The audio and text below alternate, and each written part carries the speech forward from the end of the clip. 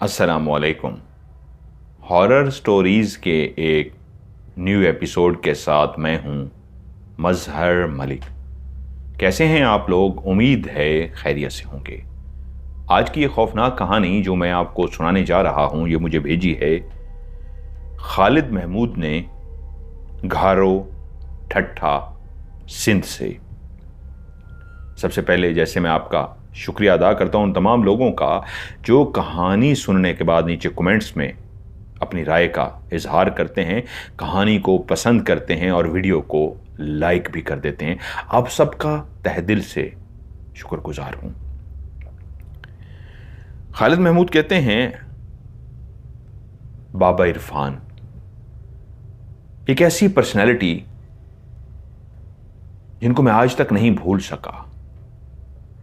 जब मैं पहली दफा उनको मैंने देखा था तो देखता ही रह गया। एक ऐसी खूबसूरत शख्सियत के मालिक थे। आंखों की पलकें सफेद थीं, भवें सफेद थीं, दाढ़ी सफेद थी, चेहरा भी ऐसा सफेद जैसे नूरानी चेहरा हो। सर पे पगड़ी सी बांधते, हमेशा एक सादा से कपड़ों में नजर आते और जब भी सामने आते इस अंदाज में अस्सलाम वालेकुम कहते कि शहद सा घुल गया हो। आपको अपने इर्द गिर्द एक ऐसी मिठास सी महसूस होती उनके लफ्ज़ों की कि वो एक लफ्ज़ जो बोला गया था अस्सलाम वालेकुम, वो इतने प्यार से बोला जाता था कि देखने वाला चौंक के देखता कौन आया है, और सारे देखते बाबा इरफान आए हैं और सब उनसे मिलते। आखिरी दिनों में वो मस्जिद के अंदर इमाम हो गए थे, इमामत कराते थे। अजान कोई और देता था लेकिन वो लोगों के कहने पे ही उन्होंने इमामत करानी शुरू कर दी थी। वो इमाम बन गए थे, इमामत कराते थे। उनकी जिंदगी क्या थी कोई भी उसके बारे में नहीं जानता था, लेकिन किसी बच्चे के सर में दर्द हो रहा है, बच्चा रो रहा है, नजर लग गई उसको, चुप नहीं कर रहा, किसी बड़े के सर में दर्द है, ये कुछ भी इस तरह के मामलात होते तो लोग उनके पास लेकर जाते। वो पढ़कर दम करते, इंसान बिल्कुल ठीक हो जाता। चाहे बूढ़ा, चाहे बच्चा, चाहे जवान, चाहे औरत, चाहे मर्द, कोई भी उनके पास जाता, ऐसा उनकी फूंक में दम था कि फौरी तौर पे उनको राहत मिल जाती और वो दुआएं देते हुए जाते। और अगर किसी के साथ मेडिकली मसला होता तो वो दम करने के बाद कहते कि मैंने तो अपना हिस्सा डाल दिया है, अब जाओ डॉक्टर को दिखा के इसका इलाज कराओ। यानी वो ये भी जान लेते थे कि किसको डॉक्टर के पास भेजना है और किसको मेरे फूंक से ही इलाज आ जाएगा, आराम आ जाएगा। वो किससे कभी उन्होंने जिंदगी में कभी किससे 1 रुपया भी नहीं लिया था, कभी किसी से पैसा नहीं लिया था। उनका सोर्स ऑफ इनकम क्या था, किससे कमाते थे, क्या करते थे, कोई कुछ भी नहीं जानता था। वो कहते हैं मैं उनसे इतना मुतासिर हो गया था, मैं कभी नमाज नहीं पढ़ता था। एक दफा एक दोस्त मुझे जबरदस्ती मस्जिद में ले गया और मस्जिद में जब मैंने इमामत कराते हुए बाबा इरफान को देखा तो ऐसा मुतासिर हुआ, क्योंकि वो मेरा पहला दिन था जब मैं मस्जिद में वुजू करने के बाद पीछे पीछे सफ़ों में एक जगह पे मुझे जगह मिल गई, मैं खड़ा हो गया। तो आगे आगे जब लोग एक दूसरे के साथ इकट्ठे होते हैं तो कहते हैं पाँव से पाँव मिला लें ताकि कोई जगह खाली ना रहे। तो उसी लम्हे एक जगह आगे बच गई। बाबा इरफान ने मेरी तरफ देखा और मुझे हाथ के इशारे से कहा आगे आ जाओ। अब जब मैंने देखा मुझे बुलाया जा रहा है, मैं हैरान हुआ। मैं चलता हुआ उनके बिल्कुल पीछे एक जो जगह बनी थी सफ में, मैं उनके पीछे खड़ा हो गया। मुझे देखकर मुस्कुराए और उसके बाद नमाज पढ़ानी शुरू कर दी। मैंने नमाज तो खत्म कर दी, लेकिन उनकी शख्सियत में एक ऐसा सहर था, ऐसा जादू था कि फिर मेरा दिल करता मैं मस्जिद में दोबारा से नमाज पढ़ने के लिए जाऊं ताकि उनको देख सकूं। और फिर काफ़ी दिनों के बाद जब मुझे फिर से वो शख्सियत याद आती तो एक दिन फिर से मैं खुद से मस्जिद चला गया और जब मैंने नमाज पढ़ने के लिए पीछे खड़ा हुआ तो फिर से उन्होंने मुझे हाथ के इशारे से आगे खड़ा कर दिया और बस एक ऐसा सिलसिला चल पड़ा कि फिर अब मैं मस्जिद चला जाता, नमाज पढ़ता। मुझे पता नहीं क्यों उनकी कुर्बत, उनकी करीब बैठना, उनसे बातें करना बहुत अच्छा लगता था। कभी कभी वो दर्स भी देते, लोग बैठ जाते तो वो दर्स देते, मैं सुनता था, नौजवान था। उनको भी अंदाजा हो गया था, इल्म वाले थे, बहुत कुछ जानते थे। मुझे अक्सर नसीहत करते, बरखुरदार, नौजवान हो, तुम्हारी सोच बहुत अच्छी है, बस हाँ अल्लाह से थोड़े से दूर दूर रहते हो, उसके घर में आके माथा नहीं टेकते, अल्लाह के घर में आके सजदा भी कर लिया करो, क्योंकि वो तुमसे बहुत प्यार करता है, तुम उसकी मखलूक से बहुत प्यार करते हो, तुम सबके साथ मोहब्बत से पेश आते हो, बस एक कमी है, उसके आगे माथा नहीं टेकते, माथा भी टेक लिया करो। उनके इस तरह समझाने पे वाकई मेरे अंदर एक ऐसी तब्दीली आई कि मैं बाकायदगी से नमाज पढ़ना शुरू हो गया। जूं जूं मैं उनकी सोहबत में बैठता, उनकी महफिल में बैठता, तो मेरे अंदर कई और सवाल जन्म लेते। क्या वाकई ये इंसान है या ये कोई फरिश्ता है? कभी कभी तो मुझे यूं भी लगने लगता कि बाबा इरफान कोई इंसान या फरिश्ता नहीं बल्कि कोई जिन है। जवानी का दौर था, जिनों भूतों की कहानियां सुनना बहुत अच्छा लगता था, और जब ये शक पड़ता कि ये सामने बैठी हुई हस्ती कोई इंसान नहीं, जिन है। एक दिन बातों बातों में, अब बहुत कुर्बत हो चुकी थी उनसे, ताल्लुक बन चुका था, मोहब्बत हो चुकी थी। इस दिन बातों बातों में बैठे हुए, ज्यादा लोग नहीं थे मस्जिद में, बाबा इरफान और मैं अकेले रह के। मैंने बाबा इरफान से सवाल किया, क्या आपने कभी जिन्नात देखे हैं? वो किसी गहरी सोच में थे, एकदम से चौंके और मुझे देखा और बोले, क्या तुमने पूछा है कि मैंने जिन्नात देखे हैं? मैंने कहा जी, मैंने यही पूछा है। तो एकदम से मुस्कुरा पड़े, हल्की सी मुस्कुराहट चेहरे पे ही, कहका लगा कि कभी उनको हंसते हुए नहीं देखा था। हल्की सी मुस्कुराहट से मुस्कुरा पड़े और बोले,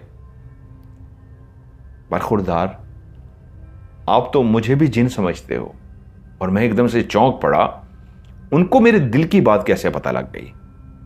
मैंने तो ये बात उनसे नहीं कही थी, लेकिन मेरे दिल में तो बात थी। मैंने अपने किसी दोस्त को भी ये बात नहीं कही थी कि वो ना हो कभी मैं ये बात मुंह से निकालूं और बाबा इरफान को बता दे मैं तो उनको जिन समझता हूं।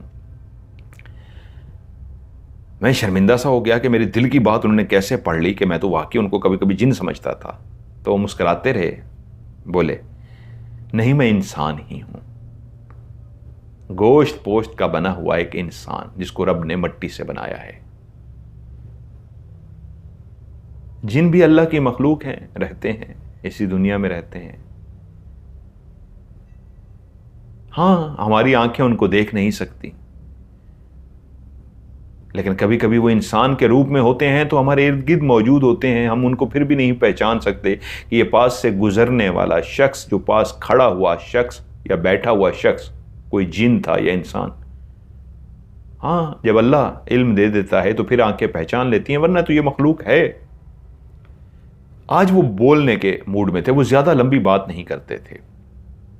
आज शायद किसी गहरी सोच में थे और मैंने भी जब छेड़ा उनको तो वो भी बोलने के मूड में आ गए और बोले, अभी जब तुमने मुझसे पूछा क्या मैंने जिन देखे हैं, तो उससे कुछ लम्हे पहले मैं एक गहरी सोच में था।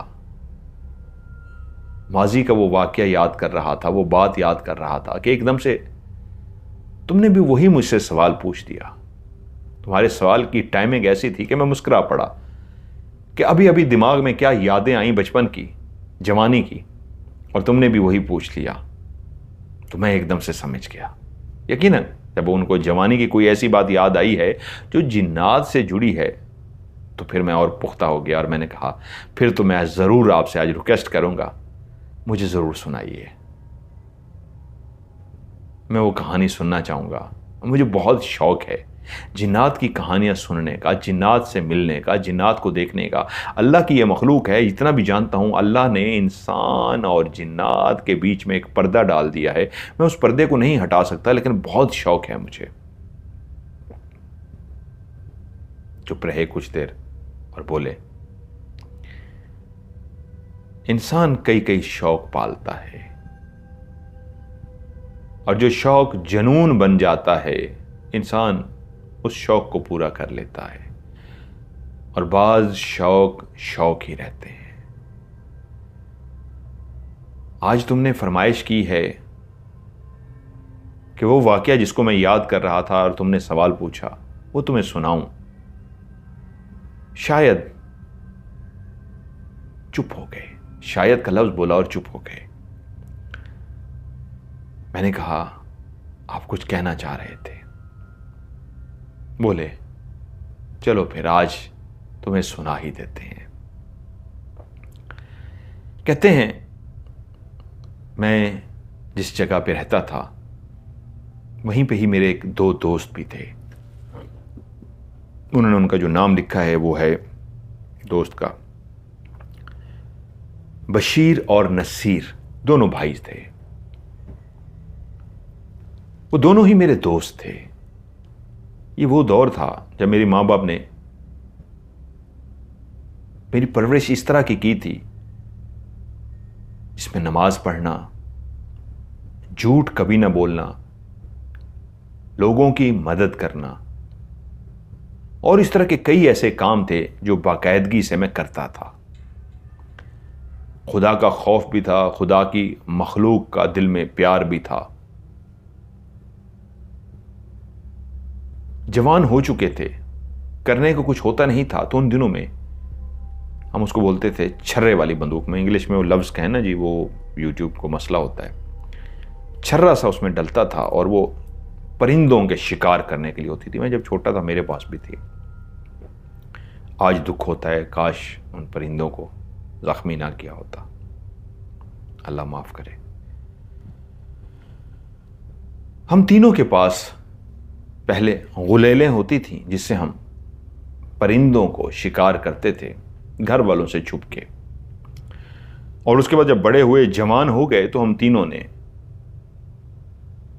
बंदूकें ले ली। अब हमारे पास दो बंदूकें थी, एक मेरे पास थी और एक उन दोनों भाइयों के पास थी। हम तीनों को ही निशाना लगाने का बहुत शौक था। हम अच्छे निशानाबाज थे और जब टाइम मिलता हम अपने इलाके में वो बंदूकें लेकर परिंदों का शिकार करते। जिस जगह पे हम रहते थे, बशीर और नसीर, उनकी एक बहन जिसका ब्याह ठट्टा के एक गांव में हुआ था जो बहुत दूर था। वहां जाने के लिए पैदल तो आप नहीं जा सकते थे, साइकिल पर भी जाते तो बहुत लंबा सफर करना पड़ता था। आज के दौर में तो लोग गाड़ियों में चले जाते हैं, उस दौर में तो सवारी ही साइकिल होती थी।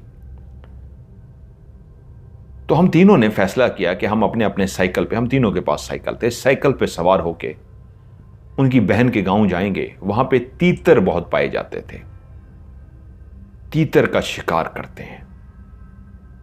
क्योंकि जिस जगह पे उनका गांव था उसके बिल्कुल साथ एक बड़ा घना सा जंगल भी था। जंगल के साथ ही बना हुआ वो गांव था और वहां पे बहुत ज्यादा शिकार होता था। घर वालों को बताया मैंने भी कि जी मैं दोस्तों के साथ उनकी बहन का जो घर है, आबाई बहन जहाँ पे शादी होके गई हुई है, वहाँ पे शिकार के लिए जा रहे हैं। उन्होंने कहा इतना दूर कैसे जाओगे? हमने कहा साइकिल है, हम साइकिल पे जाएंगे। उन्होंने कहा दिमाग ठीक है, ये तो बहुत लंबा सफ़र है, ये सफ़र कैसे साइकिल पे करोगे? हमने कहा और लोग भी तो करते हैं, हम ठीक है पहली दफ़ा जा रहे हैं लेकिन हम चले जाएंगे। खैर हमें घर वालों से जैसे कैसे इजाज़त मिल गई। हम तीनों घर वालों से इसलिए इजाज़त ले रहे थे कि रात हम वहीं पर रुकेंगे।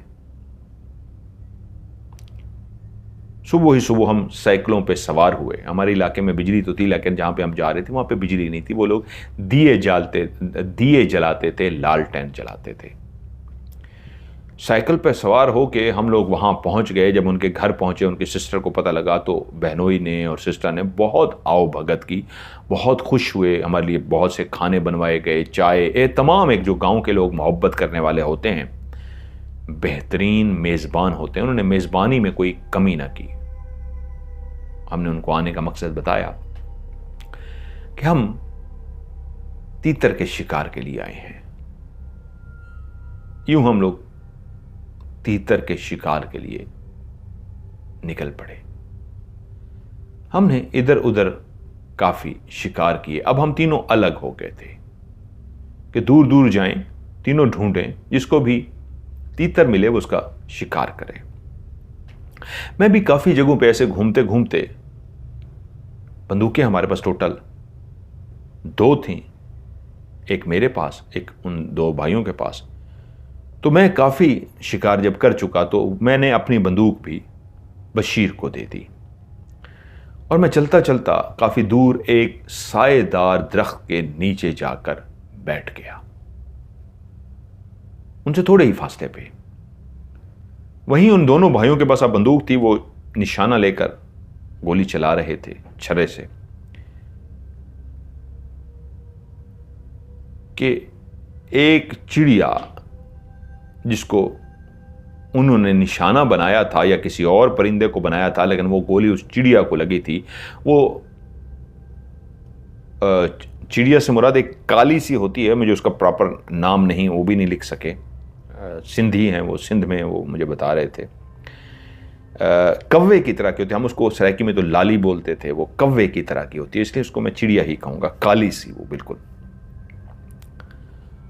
वो बड़ी सी काली सी चिड़िया टाइप जख्मी हालत में फड़फड़ाती हुई ऊपर से गिरी और बिल्कुल मेरे करीब आकर गिर गई।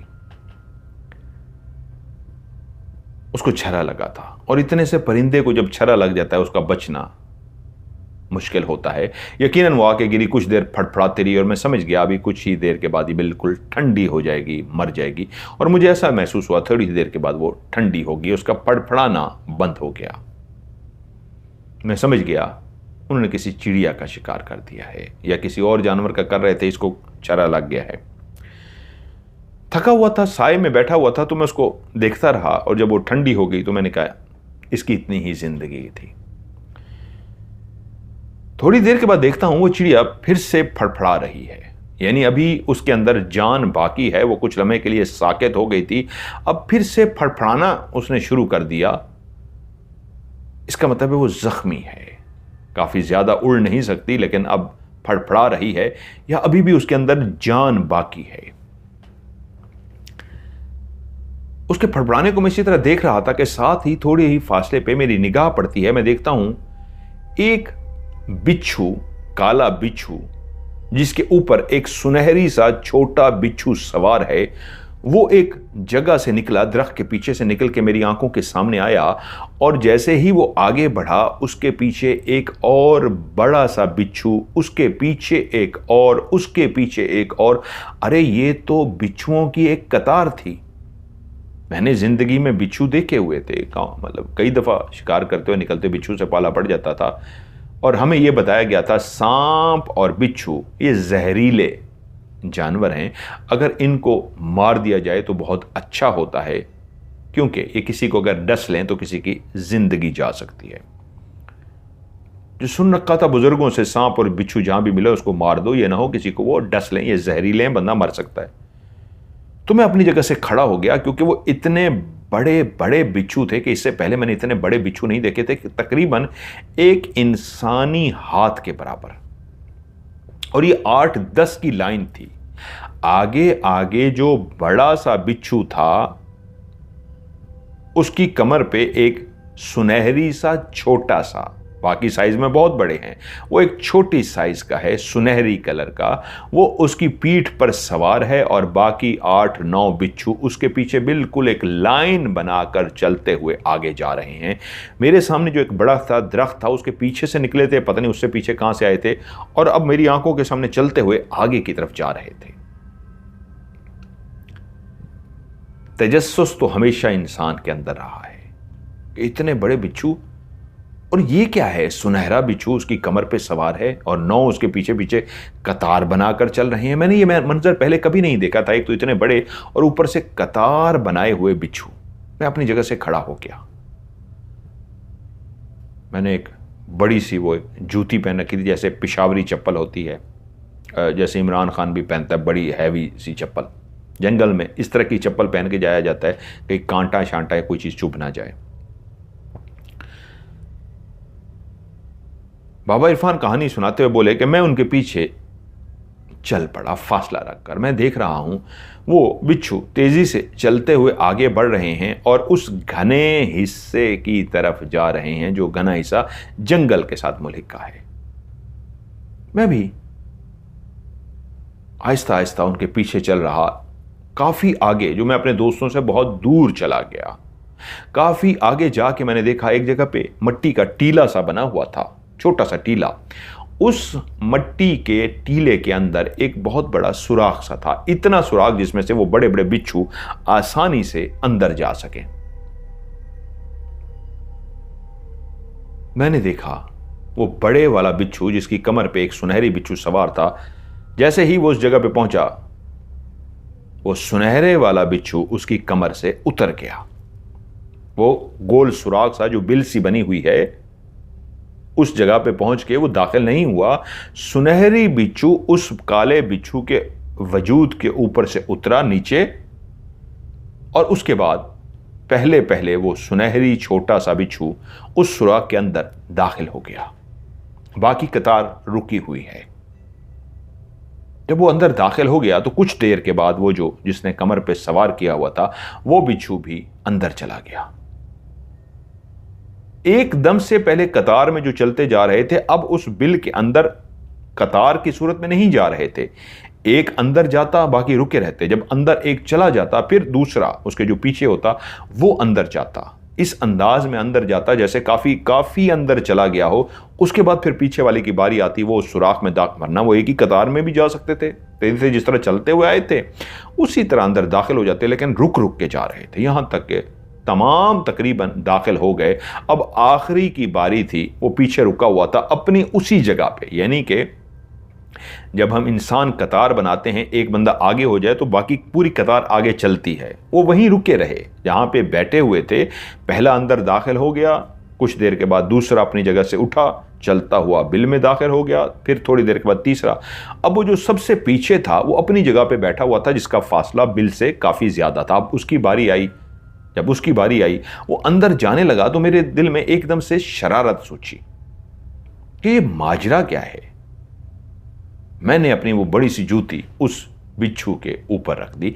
इतनी जोर से नहीं रखी कि वो उसका दम घुट जाए या वो मर जाए, इतने जोर से रखी कि ये जा ना सके, मेरी जूती के नीचे ही रहे। अब मैं उसे अपनी जूती के नीचे करके खड़ा हुआ हूं। सारे एक एक कर कर अंदर दाखिल हो चुके हैं, वो वहीं पे मेरी जूती के नीचे है। मैंने उसके बाद जूती उस बिच्छू के ऊपर से हटा ली। जैसे ही मैंने जूती हटाई तो वो वजन काफी ज्यादा था। वो मरा तो नहीं था, लेकिन इतना उसके अंदर ताकत नहीं बची थी कि अब वो अपने पांव पे खड़ा हो सकता या अंदर जा सकता। बिच्छू था, मुझे भी डर था, डसना ले, शायद मैंने जरा जोर ज्यादा दे दिया था, जिसकी वजह से मैंने देखा वो बेजान मरा नहीं है, लेकिन जिंदा है, लेकिन उसके अंदर बिल्कुल जान नहीं रही। वो इस अंदाज में पड़ा है, उठने की कोशिश कर रहा है, हिल नहीं पा रहा। थोड़ी देर के बाद मैंने देखा अंदर से एक काला बिच्छू वापस बाहर निकल कर आया, ऐसे जैसे कोई किसी को ढूंढते हुए आता है। वो आया, उसने आके उस बिच्छू को देखा, उसके इर्द गिर्द चक्कर काटने शुरू कर दिया। कुछ देर वो उसके इर्द गिर्द चक्कर काटता रहा और उसके बाद फिर से अंदर चला गया, बिल के अंदर, सुराख के अंदर। दूसरा बिच्छू आया, उसने भी आके सेम वही अमल दोहराया, उसके इर्द गिर्द चक्कर काटे और उसके बाद अंदर चला गया। एक एक करके सारे बिच्छू वापस आए, उसके एक एक करके उसी तरह चक्कर काटते और अंदर चले जाते। और सबसे आखिर में वो जो सुनहरी बिच्छू था वो चलता हुआ उस बिल से जब बाहर आने लगा तो उससे पहले वो जो 9 के 9 थे, जिसमें से 8 बाहर आए, एक ये जख्मी हुआ है, कह लीजिए बीमार हुआ पड़ा है, ये चलने फिरने के काबिल नहीं रहा। बाकी 8 के 8 जो पहले एक एक करके आ रहे थे, थोड़ी देर के बाद वो सारे के सारे बाहर निकल आए, जैसे उस सुनहरी बिच्छू को कुछ बताने गए हों।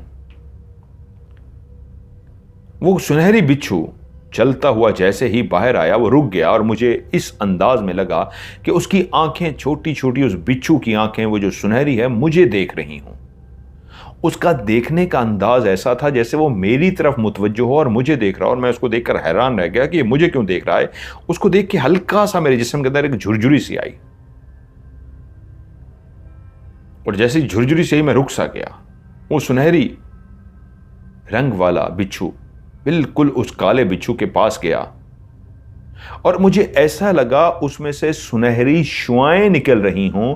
जो सुनहरी शुआएं उस सुनहरी बिच्छू से निकल रही थी, वो सुनहरी शुआएं निकल निकल के वो शुआएं उस काले बिच्छू के अंदर जा रही थीं। कुछ देर वो सुनहरी बिच्छू अपनी शुआएं उस काले बिच्छू के अंदर डालता रहा और उसके बाद फिर से अंदर चला गया। बाकी 8 वहीं के वहीं मौजूद है। 9वां वो वही है जो मेरे पांव के नीचे आया था। जैसे ही वो अंदर इस दफा वो सुनहरी बिच्छू गया है तो एक और काला बिच्छू उसके पीछे अंदर चला गया है, बाकी वहीं बैठे रहे हैं। और जब वो वापस दोनों थोड़ी देर के बाद वापस निकले हैं, सुनहरे रंग वाला बिच्छू भी और काला भी बिच्छू, तो काले बिच्छू के मुंह में एक सब्ज पत्ता था। जैसे दरख्तों के पत्ते होते हैं वैसे ही एक सब्ज छोटा सा पत्ता था। उसने वो पत्ता बिल्कुल उस बिच्छू के करीब लाके उसके मुंह के अंदर ठोंस दिया।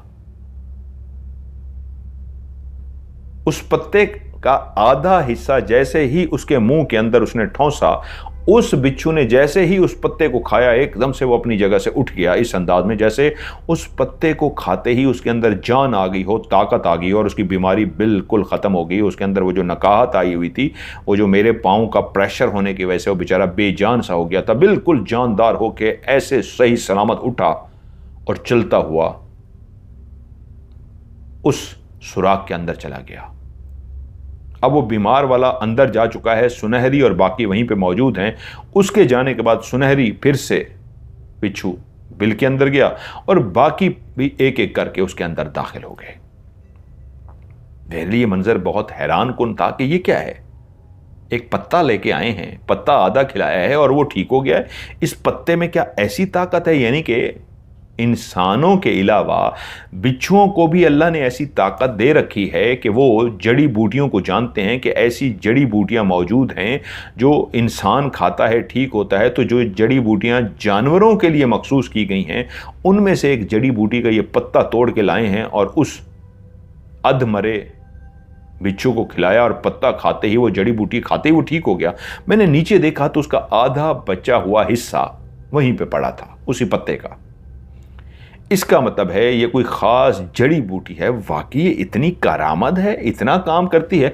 मैंने उस जड़ी बूटी को उठाया और लेकर चल पड़ा। चलता चलता चलता सीधा उसी दरख्त के करीब गया जहां पे मैं बैठा था और एक काली सी चिड़िया सी जो मेरे पास आके गिरी थी। मैंने देखा अब वो बिल्कुल ठंडी इस अंदाज में पड़ चुकी है कि उसमें जान अभी भी बाकी है, लेकिन अब वो हिम्मत कर करके थक गई है। मैं जैसे उसके करीब गया तो मैंने देखा कभी कभी वो अपना पर हिलाती है, जो इस बात का इशारा था अभी मरी नहीं है, जान बाकी है। मैंने क्या किया, उसकी चूंच को खोला। मैंने जैसे ही उसकी चूंच को खोला, वो पत्ता गोल करके उसकी चूंच के अंदर घुसा दिया और इधर उधर से एक लकड़ी ढूंढी, खुश्क टहनी सी ढूंढ के उस टहनी के सहारे वो पूरा पत्ता उसकी चूंच के अंदर घुसा दिया और चूंच को बंद कर दिया। जैसे ही वो पत्ता उसकी चूंच में गया, मेरी आंखों ने एक अजीब सा मंजर देखा। उस बेजान सी चिड़िया के अंदर ऐसी ताकत हुई जैसी उस बिच्छू के अंदर ताकत पैदा हुई थी। वो भी अपनी जगह से एकदम से हशाश बशाश होकर एकदम से उठ के बैठ गई। उसने अपने परों को ठीक किया और फुर्र से उड़ती हुई चली गई। अरे ये कौन सी जड़ी बूटी थी जिसमें इतनी कमाल था कि आधा उस बिच्छू ने खाया और आधा ला के मैंने इस चिड़िया को खिलाया और देखो चिड़िया के अंदर कैसी जान आ गई कि उड़ के चली गई है। मैं खुश हो गया। लेकिन उसी लम्हे मुझे एहसास हुआ कि इन बिच्छुओं के पीछे जाना, चिड़िया को लाके खिलाना, इसमें मुझे टाइम का पता ही नहीं चला था कि कितना टाइम हो गया है। मेरे दोस्त शायद इधर उधर चले गए थे, दूर चले गए थे। मैं खड़ा हुआ और उनको आवाज़ें देना शुरू कर दी। बशीर, नसीर, ज़ोर ज़ोर से मैं आवाज़ें दे रहा था। मेरी आवाज़ गूंज रही थी लेकिन उनकी कहीं से भी वापसी की आवाज़ नहीं आ रही थी। यकीनन वो मुझे ढूंढते ढूंढते कहीं दूर चले गए थे या क्या हुआ था। अब मैंने देखा अंधेरा बढ़ता जा रहा है। उनको आवाज़ें देते देते मैं रास्ता तक भूल चुका था। रास्ता तो सही वो जानते थे क्योंकि वो कई दफ़ा आ चुके थे, मैं तो पहली दफ़ा उनके साथ आया था। उन्होंने मुझे कहा था वहाँ चलते हैं। अब मुझे उनके घरों तक पहुँचना था, लेकिन ये तो वो इलाका था जहाँ पे लोग दिए जलाते थे, लालटेन जलाते थे, और जैसे ही शाम के अंधेरे फैलते थे वो लोग अपने घरों में चले जाते थे, जल्दी से खाने खा के सो जाते थे और सुबह बहुत जल्दी उठने के आदी थे क्योंकि यहाँ पे अभी तक बिजली नहीं पहुंची थी। मैं उनको ढूंढता ढूंढता, आवाज़ें देता देता जंगल के उस घने हिस्से की तरफ चला गया था कि जिसमें मुझे लगा मैं रास्ता भटक सा गया हूं।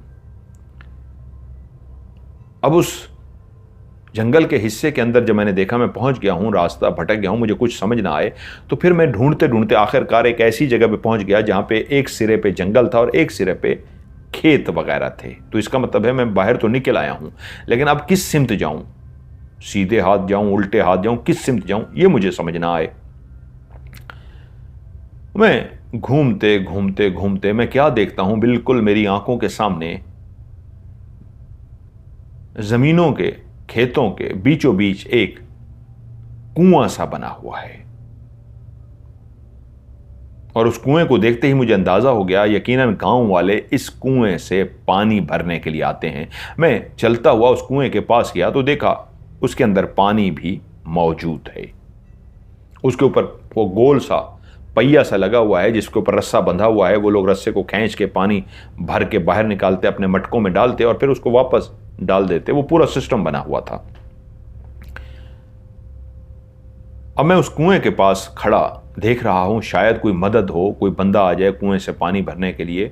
अभी आधी रात तो नहीं हुई थी, लेकिन उस गांव के लिए होती है काफी रात थी। शायद 8-9 बजे का टाइम हो चुका होगा, 10 बजे का टाइम हो चुका होगा। मैं उस कुएं के थोड़े ही फासले पे चलता हुआ आगे गया हूं। क्या देखता हूं, गांव की एक औरत, उसने गांव के लिबास को पहन रखा था, क्योंकि मैं देख चुका था, आज मिल चुका था, काफी औरतों को देखा था गांव की। बिल्कुल उसने गांव की औरतों का लिबास पहना हुआ और एक घड़ा, मटका जिसको कहते हैं पानी वाला, उसने अपने सर पे रखा हुआ और पानी भरने के लिए वो कुएं की तरफ जा रही है। मैंने कहा शुक्र है कोई तो नजर आ गया। मैंने जल्दी से उसके करीब गया और उसे कहा, क्या आप जानती हैं वो जो घर बने हुए हैं वो गांव के, उसका नाम लेके कहा, मैंने वहां जाना है, उसका रास्ता किस तरफ है, मैं रास्ता भटक गया हूं। उसने एक तरफ इशारा किया कि वो इस तरफ रास्ता है। मैंने कहा आप उसी गांव में रहती हैं? उसने कहा हां। आप कहां रहते हो? मैंने कहा नहीं, मैं अपने दोस्तों के साथ आया हूं, हम शिकार पे आए थे, मेरे 2 दोस्त हैं, उनके साथ आया था और मैं शायद रास्ता भूल गया हूं, वो लगता है गांव की तरफ चले गए। तो बोली वो जिनके हाथों में बंदूकें थीं? मैंने कहा हाँ हाँ वही। वो बोली वो तो इस तरफ जा रहे थे। रुको मैं पानी भर लूं, उसके बाद तो मेरे साथ जा सकते हो। चलो, मैंने कहा ये तो अच्छा हो गया, ये पानी भर ले, मैं इसी के साथ ही चला जाऊंगा। मैं उसके साथ साथ चलना शुरू हो गया, फासला रख के। चांद की वो जो रोशनी जमीन पर पड़ रही थी वही एक सोर्स था लाइट का। चांद की रोशनी में चलता हुआ मैं उसके साथ साथ आगे बढ़ रहा था। वो जैसे ही कुएं के करीब पहुंची तो बजाय कि वो रुकती, कुएं से पानी भरती, वो आगे की तरफ चली गई। मैं कुछ लम्हे हैरान हुआ, लेकिन फिर भी मुझे उसके साथ जाना था कि पत्नी आगे किधर जा रही है। मैं उसके साथ साथ और आगे जाने लगा। मैंने कहा ये तो पानी भरने के लिए आई थी, तो कुआं तो पीछे रह गया, ये आगे कहां जा रही है? मेरे दिल में कुछ अजीब सा एक वहम सा गुजरा। उसी लम्हे एक हैरत अंगेज बात जो मेरे पहले दिमाग में नहीं आई थी कि जब वो चलती हुई आई थी तो उस वक्त मैंने उसके पांव में पाजेब की आवाज नहीं सुनी थी। गांव की औरतें पाजेब जब पहनती हैं तो उसके अंदर छन छन छन की एक आवाज आती है। उस वक्त तक तो कोई आवाज नहीं सुनी थी, लेकिन जब वो कुएं को क्रॉस करके आगे बढ़ गई और मैं हैरत ज़दा खड़ा कि ये आगे क्यों जा रही है, तो उसी लम्हे उसके पांव से छन छन की आवाज आई। तो मैं चौंक सा पड़ा कि यार ये पहले आवाज मैंने क्यों नहीं सुनी, क्या हो गया है मुझे। ये पाजेब तो उसने का मतलब है उसने शुरू से पहन रखी है, लेकिन मुझे क्यों अभी आवाज़ आ रही है। और जैसे ही मुझे इस बात का एहसास हुआ कि इसके पाँव में कोई पाजेब है, तो मैं हैरान हो गया कि नामुमकिन है, मुझे आवाज़ पहले नहीं आई, अब आ रही। और मैं हैरत ज़दा होके जैसे ही मैंने उसके पाँव की तरफ ध्यान किया, तो उसने गाँव का जो एक लिबास पहना हुआ था, वो एक घाघरा टाइप पहनते हैं जो गोल सा होता है, बना हुआ घाघरा टाइप, और वो पाँव तक जा रहा होता है, यानी पाँव भी अक्सर उसमें छुप जाते हैं, इतना लंबा होता है। मैंने देखा वो घाघरा टाइप पहने आगे तो बढ़ रही है, उसके पाँव में से ही छन छन की आवाज आ रही है। और उसी लम्हे वो जो पाँव छुपे हुए थे वो आगे बढ़ रही थी। नीचे खेत थे, खेतों के अंदर से हम गुजर रहे थे। एक जगह पे उसका घाघरा किसी झाड़ी की वजह से ऊपर रह गया और नीचे मुझे उसके जो मैं पाजेब देखना चाह रहा था, पाजेब तो नजर ना आई, लेकिन पाँव नजर आ गया। और जैसे ही मुझे उसका पाँव नजर आया तो मैं एकदम से चौंका कि ये मेरा वहम है या वाकई मुझे ऐसा पाँव नजर आया है। मैं चौंक सा पड़ा और मुसलसल उसके पीछे रह के पाँव को देखने की कोशिश करता रहा। और फिर एक जगह पे एक ऐसी झाड़ी आई जहां पे उसके दोनों पाँव मुझे कलियर नजर आ गए। वो आगे की तरफ चल रही थी, पाँव पीछे की तरफ मुड़े हुए थे। जिस तरफ हमारे पाँव होते हैं, पाँव का रुख होता है, उंगलियां होती हैं, अंगूठा और 4 उंगलियां, हम उसी तरफ चल रहे होते हैं। वो तो आगे की तरफ जा रही थी और पाँव पीछे की तरफ मुड़े हुए थे, उंगलियां और अंगूठा पीछे की तरफ था। और जब मुझे एहसास हुआ कि इसके पाँव तो उल्टे हैं, ये नामुमकिन था कि आगे चलने वाली औरत के पाँव का मुंह पीछे की तरफ कैसे है। मैंने जैसे देखा, ये मेरी जिंदगी का पहला तजर्बा था। इससे पहले मुझे कोई वास्ता नहीं पड़ा था, मैंने कभी कोई देखा नहीं था। मुझे पता तक भी नहीं था कि चुड़ैल क्या होती है, उसके पांव उल्टे क्या होते हैं, किसी बात का कुछ नहीं पता था। मैं तो पाजेब के चक्कर में पड़ रहा था कि एकदम से जब ये नजर आ गया तो मैंने कहा, लो भाई, ये तो माजरा ही कुछ और है। मैंने उसी लम्हे पीछे की तरफ दौड़ लगा दी। ऐसा भागा मैं, ऐसा भागा जिस तरह जिंदगी में कोई इंसान भाग सकता है जान बचाने के लिए, उतनी तेजी से तो मैं भागा। लेकिन मेरे पीछे एक जोरदार कहका सुनाई दिया। मैं नहीं रुका, दौड़ते दौड़ते दौड़ते काफी आगे आ गया। तभी मैं चांद की रोशनी में देखा, एक बंदे ने पानी लगाने के लिए आया था।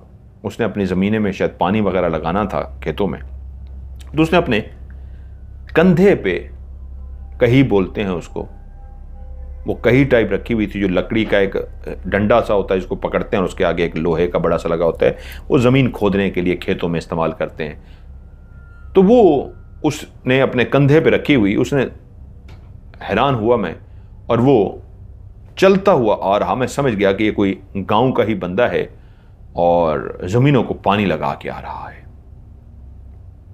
मैं जल्दी से जो हाँप रहा था उसको देखते ही मुझे एक हौसला सा आ गया, और वो मुझे देखकर ठटक सा गया कि कोई भागता हुआ आ रहा है, उसको सांस चढ़ी हुई है। मैं जैसे उसके करीब पहुंचा तो मुझे देखकर बोला, क्या हुआ है नौजवान, इस गांव के नहीं लगते, सब खैर है ना? हाँ हाँ, सब खैर है। हाम क्यों रहे हो? दौड़ते हुए क्यों आ रहे हो? क्या करके आए हो? मैंने कहा, ये तो मुझे उल्टा गलत ना समझ बैठे, कोई चोरी करके आए हो, पता नहीं क्या करके आए हो। मैंने उससे कहा, नहीं नहीं नहीं, मैं कुछ नहीं करके आया। मेरे दोस्तों की मेरे जो दोस्त हैं उनकी बहन का यहाँ घर है, यहाँ पे हम आए हुए हैं शिकार के लिए, और रास्ता में भटक गया हूं, इसलिए भागता फिर रहा हूं, परेशान हूं। जंगल है, आवाजें इस तरह की आ रही हैं, इस तरह आपको देखा तो मैंने कहा आपसे मदद मांगो। उसने कहा, अच्छा अच्छा, इस घर के लिए आए हो?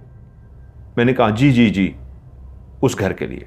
बोला, कोई बात नहीं, मेरे साथ आ जाओ, मैं खेतों को पानी लगा रहा था, मैं उसी तरफ ही जा रहा हूं। मैंने खुदा का शुक्र अदा किया, चलो कोई बंदा नजर आ गया, अब इसके साथ चलो गांव पहुंच जाऊंगा।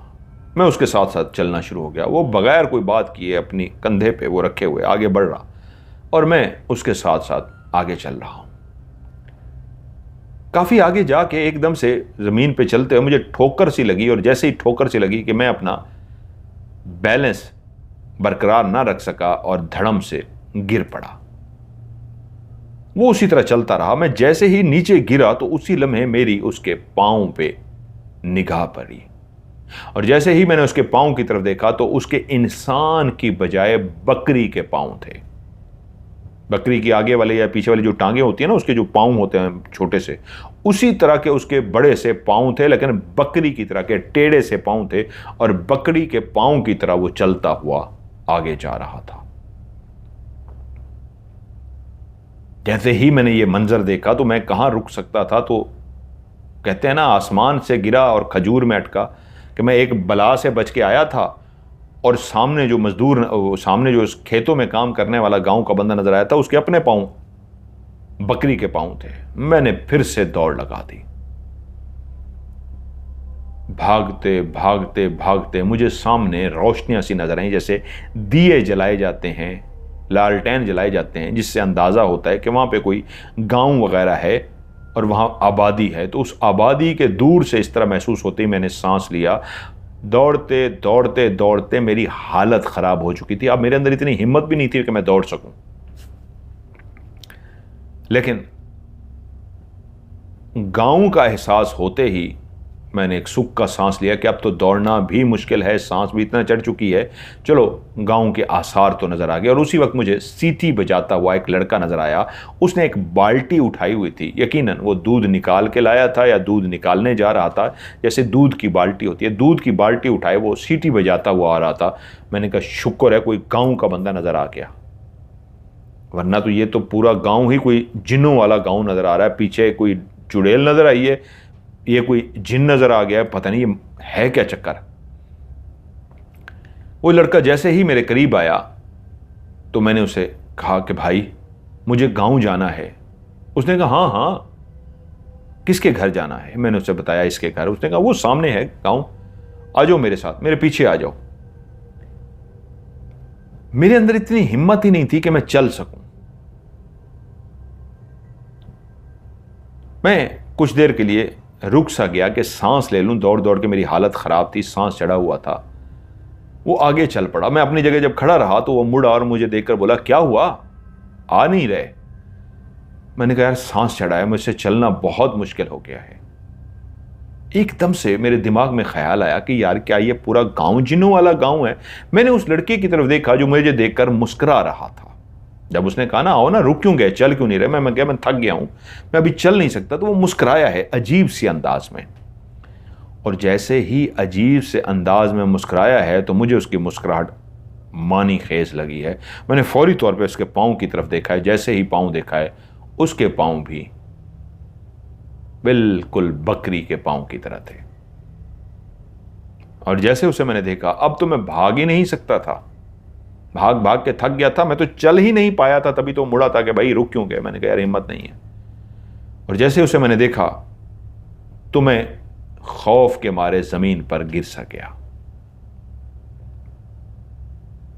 मेरी जगह पे कोई होता खौफ के मारे बेहोश हो जाता। मुझे सांस चढ़ा हुआ था, मैं डर रहा हूं। तभी उसने कहा कितना भागोगे, अब तो तुम भाग भी नहीं सकते, चलो फिर देखो मैं कौन हूं, ये उसने कहा।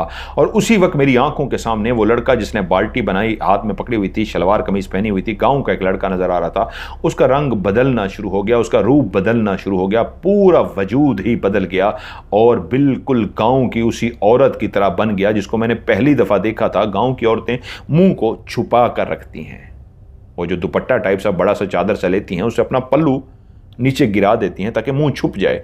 उस औरत का भी मैं मुंह इसलिए नहीं देख सका था कि जब वो अपने सर पे घड़ा रख के पानी भरने जा रही थी तो उसका मुंह भी छुपा हुआ था।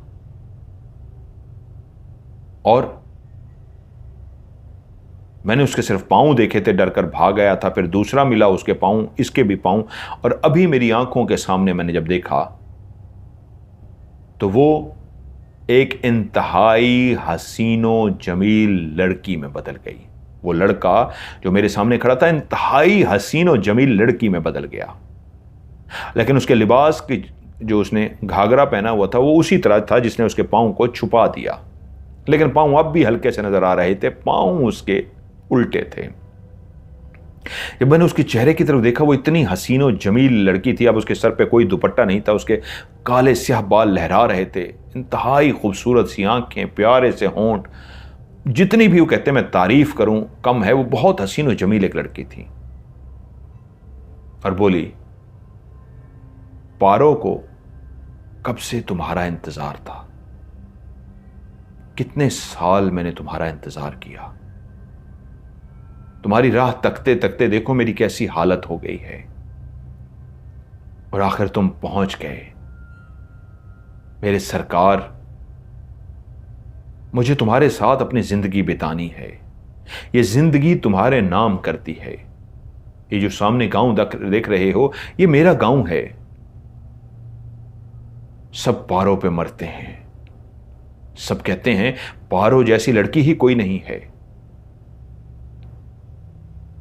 भला की खूबसूरत, देखो मैं कैसी हसीन हूं, देखो मेरा कैसा जिस्म है, देखो मेरा कैसा खूबसूरत चेहरा है। सब जान छिड़कते हैं मुझ पे, लेकिन आज तक पारो को कोई पसंद नहीं आया। पारो को तो अपने महबूब का इंतजार था, अपने उस महबूब का जिस पे वो दिलो जान से फिदा हो जाए। और आज मेरा महबूब मेरे सामने है। मैं सारे गांव को चल के दिखाऊंगी, देखो मेरा महबूब आ गया, जिसका कई सालों से मैं इंतजार कर रही थी। ऐसा महबूब, ऐसा हसीन और जमील महबूब जिसका किसी से कोई मुकाबला ही नहीं है। मेरे सरकार, पारो हमेशा आपकी गुलाम बन के रहेगी। गांव के किसी से भी आप पूछोगे, पारो से ज्यादा ताकतवर कोई नहीं मिलेगा। सभी पारो को झुक झुक के सलाम करते हैं, आदाब बजा लाते हैं। लेकिन आज इसी लम्हे से पारो आपको झुककर सलाम करेगी, आपके आगे आदाब बजा लाएगी, आपकी गुलाम होगी। पूरा गांव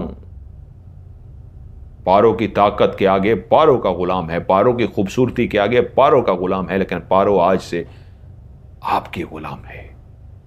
उठिए, हमें अपने घर जाना है। बाबा इरफान कहते हैं, मैं शायद अब तक बेहोश हो चुका होता खौफ के मारे, क्योंकि वो मुझे बता रही थी कि पहली भी वही थी, दूसरा वो जो गांव वाला बंदा नजर आया था वो भी वही बन के आई थी, तीसरा जिस लड़के का उसने रूप धारा था वो यही थी। लेकिन हकीकत में उसका रूप यह था जो वो मेरे सामने खड़ी थी। तभी मैंने कहा, नहीं, मुझे तुम्हारे साथ कहीं नहीं जाना, मुझे अपने घर जाना है। तुम जो भी हो, तुम जो बला भी हो, यहां से जाओ और मेरा पीछा छोड़ दो। मैं तुम्हें नहीं जानता और ना ही तुम्हारे साथ कहीं जाना चाहता हूं। वो बोली, पारो की बात को आज तक कोई झुठला नहीं सका, आज तक कोई ऐसा पैदा नहीं हुआ जो पारो की बात को झुठला दे। तुम जानते हो पारो की बात को झुठलाने का अंजाम क्या होता है? बस प्यार से कहा है तो प्यार से मान जाओ। पारो का गुस्सा बहुत खौफनाक है। तुम मेरी जान हो, मेरी जान भी तुम पे वारी, मैं तुम पे अपनी जान कुर्बान करने को तैयार हूं, तुम मेरा प्यार हो। बस अब मुझे गुस्सा मत दिलाओ, उठो और मेरे साथ चलो। तुम नहीं जानते अगर मुझे गुस्सा आ गया तो क्या होगा। मैंने कहा, तुम्हें जो करना है कर लो, मैं यहां से नहीं जाऊंगा। एकदम से उसी लम्हे मेरी आंखों के सामने ही मैंने देखा वो हसीनो जमील लड़की का जो रूप धारे हुई थी, उसी लम्हे उसने उस लड़की से एक ऐसा खौफनाक रूप धार लिया कि उसका चेहरा ऐसा भयानक और खौफनाक हो गया कि उसकी नाक चूंच वाली और आगे से गोल मोटी भदी सी नाक हो गई। उसका पूरा चेहरा नीचे से इस तरह चूंचदार हो गया। उसकी आंखें ऐसी थी जैसे भैंस की बड़ी बड़ी आंखें होती हैं, और भैंस की आंखों के आगे जैसे बाल होते हैं अजीब से, वैसे उसकी पलकें नहीं थी, भैंस की आंखों की तरह उसके बाल थे। सिर्फ एक बाल, सर के बाल अभी तक इंसानी बाल रह गए थे, बाकी पूरा हुलिया उसका अजीबोगरीब हो गया था। और इस दार जब वो धाड़ी तो उसकी आवाज भी करजदार खौफनाक थी कि उठो, तुम्हें पारो हुक्म देती है, चलो।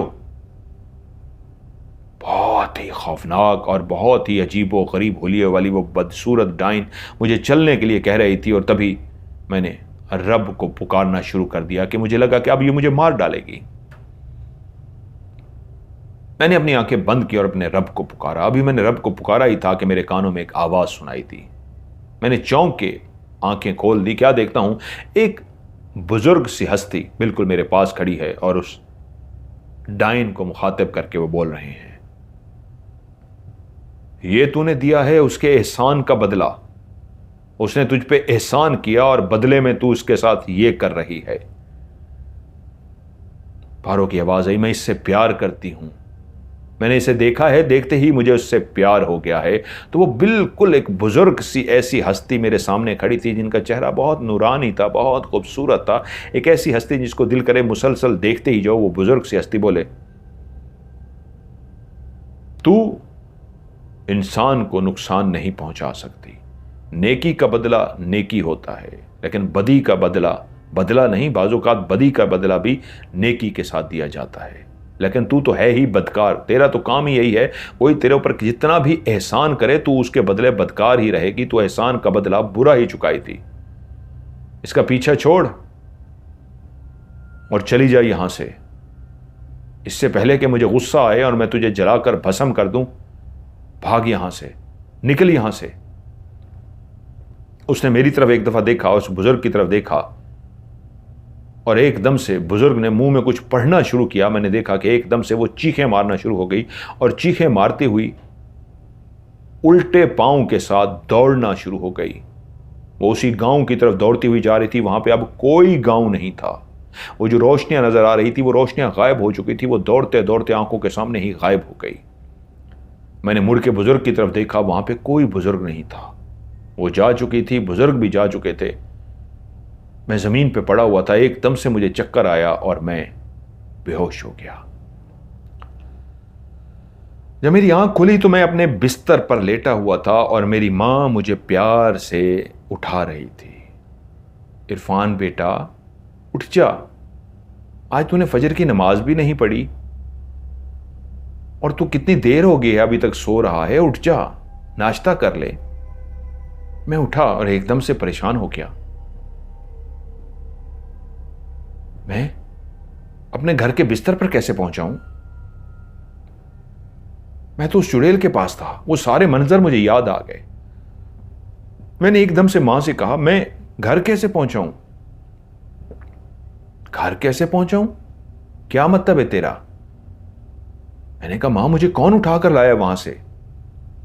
लगता है कि तूने कोई बुरा ख्वाब देख ले गया है। उठा के लाया है तुझे कोई? क्या कह रहा है बेटा? तुम लोग शिकार पे गए थे ना इजाजत लेके, फिर तीनों वापस आ गए, वो अपने घर चले गए, तुम यहां आ गए।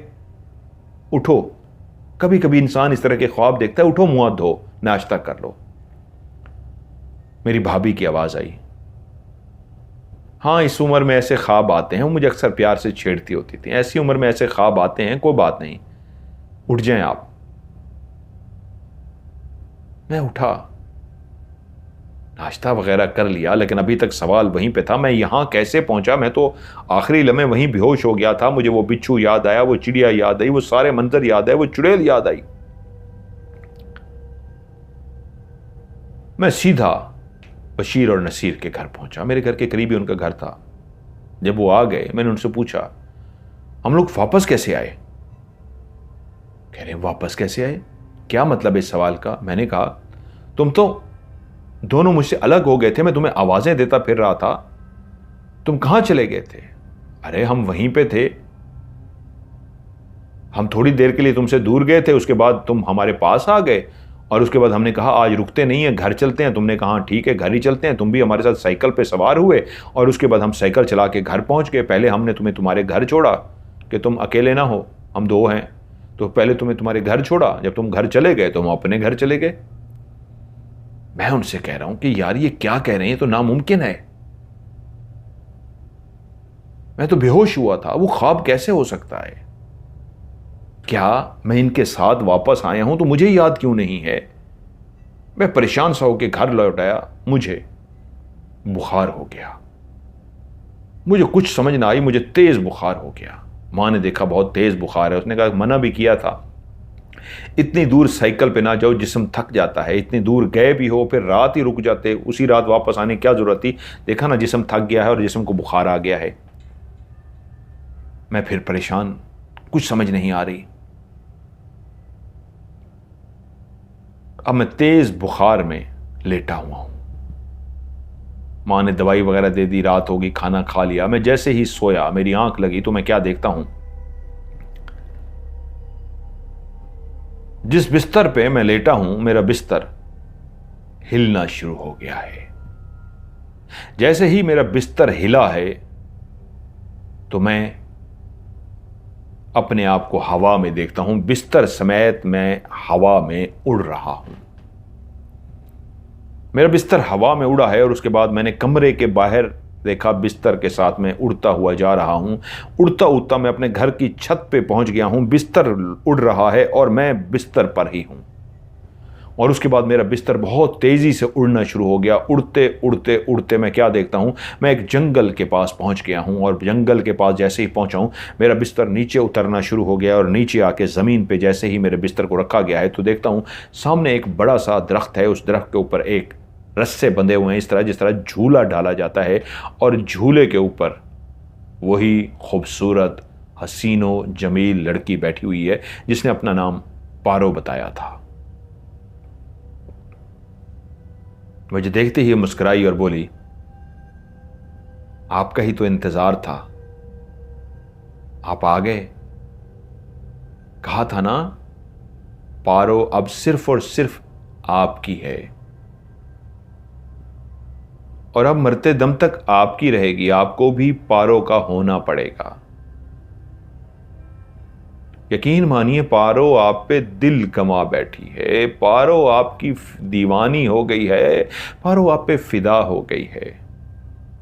अब आपसे एक पल भी दूर नहीं रहा जाता। बस सिर्फ 3 रातें बाकी हैं। 3 रातों के बाद अमावस की रात आएगी। और जैसे ही अमावस की रात आएगी, आप अपने इस वजूद को छोड़ देंगे। और जैसे ही आप अपने इस वजूद से छुटकारा पालेंगे, आप फिर पारो के हो जाएंगे हमेशा के लिए। फिर आपको कभी मौत नहीं आएगी, फिर आप पारो के ही रहेंगे। बस मुझे सिर्फ ये 3 रातों को गुजारना है। एक रात आज है, 2 रातें और हैं। उसके बाद जो तीसरी रात है वो आपकी और मेरी रात होगी। अमावस की रात आप पारो के हो जाएंगे। आप पारो से दूर नहीं रह सकते। आइए मेरे साथ चलिए, मैं आपको अपनी दुनिया दिखाऊं, अपनी दुनिया घुमाऊं। मैं अपने बिस्तर से उठकर बैठ गया और जैसे ही मुझे पारो ने कहा, आओ मैं आपको अपनी दुनिया दिखाऊं, मैं नीचे उतर के उसके साथ साथ चलना शुरू हो गया। वो मेरे बिल्कुल पास पास चल रही थी। मैं उसे प्यार से देख रहा था। मुझे ऐसा लगता था जैसे मैं उसके शहर में खो गया हूं, उसके जादू में खो गया हूं। वो मेरे साथ साथ चल रही है और मैं उसके साथ साथ चल रहा हूं। हम दोनों आगे बढ़ते जा रहे हैं। आगे एक इंतहाई खूबसूरत सा गांव नजर आया है। एक ऐसा गांव जिसके दरख्त बेइंतहा बड़े और खूबसूरत हैं। उसके अंदर कई तरह के फूल लगे हुए हैं। उन दरख्तों से ऐसी रोशनियां निकल रही हैं जैसे रंग बिरंग के कोई बल्ब लगे हों। लेकिन वो बल्ब की तरह नहीं थे, वो सिर्फ गोल गोल थे, जैसे जमीन के अंदर लगी होती हैं गोल गोल सी बल। उनका वो बल्ब की तरह के शक्ल नहीं थी, लेकिन बल्ब की तरह वो जल रहे थे। वो इतना खूबसूरत सारा मंजर था। वो जो घर बने हुए थे कच्चे पक्के से, वो इतने खूबसूरत थे। उन घरों के अंदर से रोशनियां निकल रही थी। अगर एक दीवार थी तो दीवार इस अंदाज की बनी हुई थी जैसे वो चमक रही हो, उसके अंदर मोती लगे हों, उस दीवार के अंदर सितारे बने हों, सितारे चमक रहे हों। जैसे कोई सितारे सालगिरह पे हम चमकने वाली चीज़ें लटकाते हैं और उनके अंदर से चमक निकलती है, ऐसी ही चमकदार चीज़ें उनमें दीवारों से ऐसी रोशनियां फूट रही कि बंदा उन दीवारों की खूबसूरती को देखता ही रहे।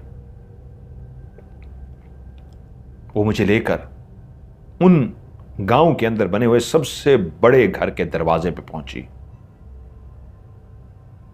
उस दरवाजे को उसने धक्का दिया। वो बहुत ऊंचा लंबा दरवाजा था जो लकड़ी का बना हुआ था। ऐसा लगता था जैसे उसके ऊपर बहुत खूबसूरत कशीदाकारी की गई हो और उसके ऊपर सोने से काम किया गया हो।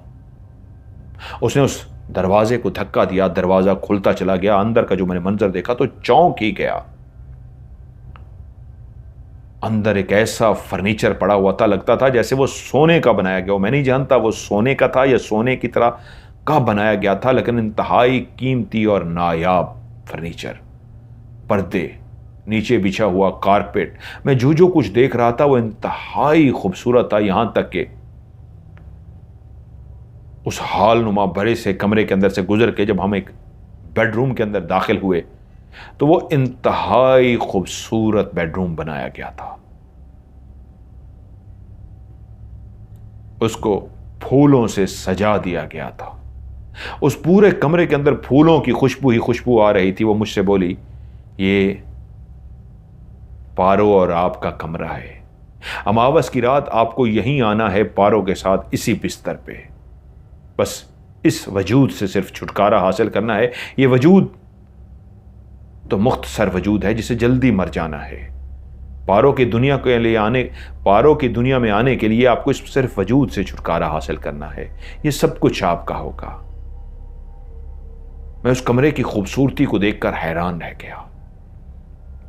मैंने इससे पहले जिंदगी में कभी इतना खूबसूरत कमरा नहीं देखा था। उसकी दरो दीवार ऐसे थी जैसे सोने से बना दी गई हो। फिर वो मुझे लेकर पीछे एक बाग में आई। उस घर से निकल के बाहर एक पीछे बाग था। जब हम उस बाग में पहुंचे तो वो पूरा बाग दरख्तों से भरा हुआ था।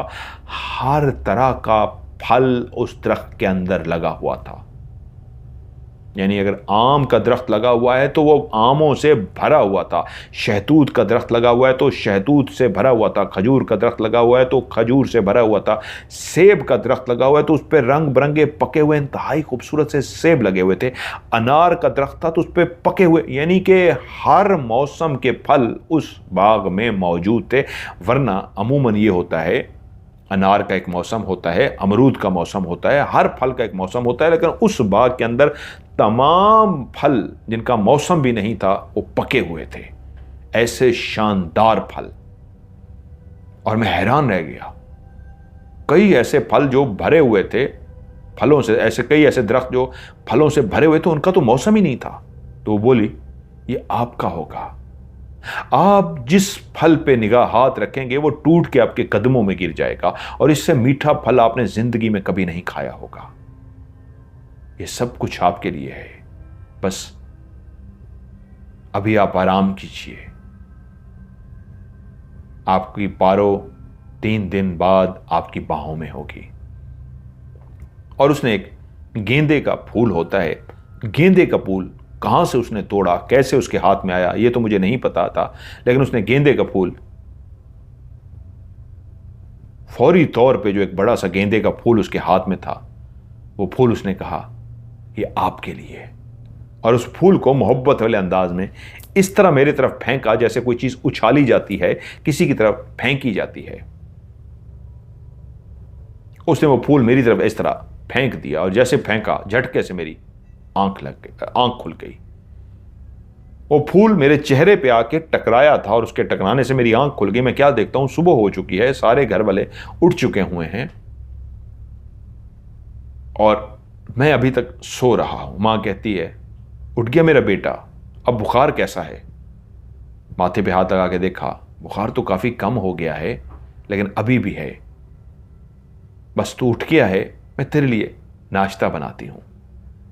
और मैं सोच रहा हूं, ये मैंने कैसा अजीबो गरीब ख्वाब देखा है, बहुत ही भयानक सा, बहुत ही अजीब सा। तभी भाभी की आवाज आई, ये कौन आया था आपसे मिलने के लिए? ये देखें कितना गेंदे का खूबसूरत सा फूल देके गया है आपको। मैं तो कमरे में जब सुबह उठाने के लिए आई तो देखा इतना खूबसूरत फूल आपके सरहाने रखा हुआ है, तो मैंने उठा लिया। उन्होंने अपने बालों में लगाया हुआ था, और मैं देख के हैरान रह गया। ये वही गेंदे का फूल था जो उसने मेरी तरफ फेंका था, और अभी भाभी के बालों में लगा हुआ था, और मैं एकदम से चौंक पड़ा। भाभी बोली, बस भाई मुझे तो ये मिल गया गेंदे का फूल, मैंने तो जल्दी से बालों में लगा लिया। भैया आपने क्या करना है, वैसे भी तो आपने ज़ाया करना था, मुझे पसंद आ गया, मैंने उठा लिया। मैं परेशान, गेंदे का फूल कहां से आया है? और वही फूल, अगर ये सब ख्वाब था, वहम था, तो फूल कहां से आया? मां आई, मुझे नाश्ता वगैरह दिया, लेकिन मेरा दिमाग मुसलसल उलझा हुआ था। वो दिन मैंने कैसे गुजारा मुझे नहीं पता, लेकिन मेरी मां ने आके कहा, तुम्हारे दोस्त आए थे तुम्हारा पता करने के लिए। मैंने उन दोनों को कह दिया है वो घर पे नहीं है, बाहर गया हुआ है। मां, ऐसा क्यों कहा? इसलिए कि तुझे आराम की जरूरत है, बुखार में है, तू रेस्ट कर, फिर दोस्तों के साथ जाके ये करेगा। मैं हैरान हो गया, मेरी मां ने झूठ कैसे बोल दिया? उसने तो हमेशा मुझे यही सिखाया था कि कभी भी जिंदगी में झूठ नहीं बोलना, और मां के ही कहने पे मैंने कभी जिंदगी में झूठ नहीं बोला था। वो मुझे कहती थी सबके काम आना। हमेशा उसने मेरी ऐसी तरबियत की थी जैसी वालिदैन अपने बच्चे को नेक बनाने के लिए करते हैं, और मेरी वालिदा ने कभी जिंदगी में झूठ नहीं बोला था। और आज मैं सुन रहा था वो अपने मुंह से कह रही थी, तुम्हारे दोस्त तुम्हें बुलाने के लिए आए थे, बशीर और नसीर, और मैंने उनको मना कर दिया कि वो घर पे नहीं है, कहीं गया हुआ है, जबकि मैं घर पे था। मां ने कैसे झूठ बोल दिया? वो मेरी तैमदारी के लिए आए थे, मैं बीमार था, वो मुझसे पूछने के लिए आ जाते। मां ने झूठ बोल के उनको भेज दिया। और मैंने पूछा भी मां से, मां तूने झूठ क्यों बोला? वो मुझसे मिल लेते, मेरी तैमदारी कर लेते। तो मां बोली, बस तू रेस्ट कर।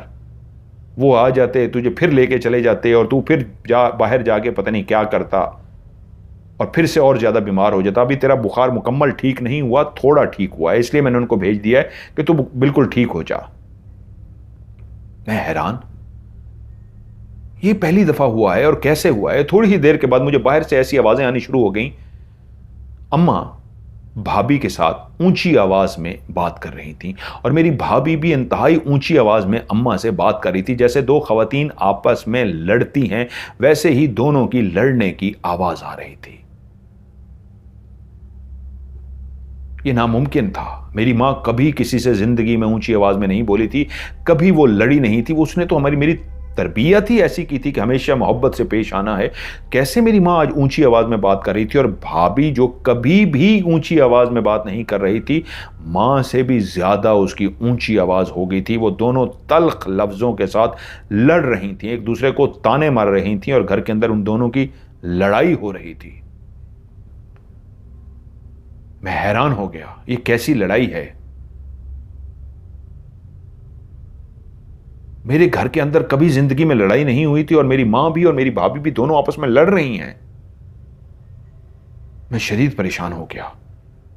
उठा कि इन दोनों को जाके छुड़ाऊं, इनको चुप कराऊं कि हुआ क्या है। मां पहले झूठ बोला और अब आप दोनों लड़ रही हैं। मैं अभी समझ ही कुछ ना पाया था कि उठने लगा कि मैंने देखा मेरा दरवाजा खुद ब खुद कमरे का बंद हो गया, और ऐसे लगा जैसे बाहर बिल्कुल खामोशी छा गई हो। जो मेरी मां और भाभी लड़ रही थी वो अपने अपने कमरों में चली गई हैं। तभी मैंने देखा बंद दरवाजे के अंदर से ही नीचे वाली साइड से वही बिच्छू जो मैंने देखे थे कतार दर कतार, कतार दर कतार अंदर दाखिल होने शुरू हो गए। और जैसे ही अंदर दाखिल हुए, उन्होंने मेरी बिस्तर के इर्द गिर्द गोल गोल घूमना शुरू कर दिया। वो सारे मेरे बिस्तर के इर्द गिर्द गोल गोल घूम रहे थे। सिर्फ वो सुनहरी वाला जो बिच्छू था वो दरवाजे के आगे बैठा रहा। जब वो गोल गोल घूम चुके तो उसके बाद वो जो सुनहरी रंग का बिच्छू था वो ऊपर चढ़ आया और सीधा मेरे सीने पर आ गया। मेरे अंदर बिल्कुल जान नहीं थी। मैं अपने हाथ बाजू हिला नहीं पा रहा था। मैं चीख मारने की कोशिश करता, मैं बोलने की कोशिश करता, मैं बोल नहीं पा रहा था, चीख नहीं मार पा रहा था। तभी मैंने देखा वो सुनहरी रंग का बिच्छू मेरे सीने पे आया और उसने अपना डंक जो होता है बिच्छू वाला मेरे सीने के अंदर घुसा दिया। जैसे ही मेरे सीने के अंदर उसने डंक घुसाया, मुझे शदीद दर्द महसूस हुआ। मेरे मुंह से आवाज़ तो निकल नहीं पा रही थी, मैं जिस्म को हिला तो पहले ही नहीं पा रहा था, चीख भी नहीं पा रहा था, लेकिन उस दर्द की तकलीफ से मुझे लगा मैं बेहोश सा हो गया हूं।